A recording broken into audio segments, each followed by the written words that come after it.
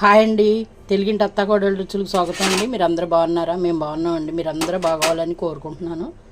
అదిగోండి టమాటా రసం, అలాగే అరటికాయ ఫ్రై, చక్రాల్లా కోసేసండి. నేను ధనియాల పొడి అది వేసి పెడతాను, చాలా బాగుంటుంది. ఇంక ఉల్లిపాయలు అయ్యాయి, కొంచెం కరివేపాకు వేస్తానండి. దాంట్లోనూ ఈ ఉప్పులో కడిగేసిన ముక్కలు వేసేసి మూత పెట్టేసి సెక్క మీద వదిలేస్తాను. మగ్గిపోద్ది. మగ్గిన తర్వాత ధనియాల పొడి, జీలకర్ర పొడి, ఉప్పు, కారం, పసుపు వేసేసి కదుపుతాను. 10 నిమిషాల నుంచి దింపేస్తాను. చక్కగా ఉంటుందండి, పొత్తులాగా ఉడికిపోద్ది, చాలా బాగుంటుంది. బాగా ఇష్టం ఇంట్లో అందరికీ. వార్పు రైసు, పెరుగు ఉంటుంది, ఇంట్లో పచ్చళ్ళు ఉంటాయి.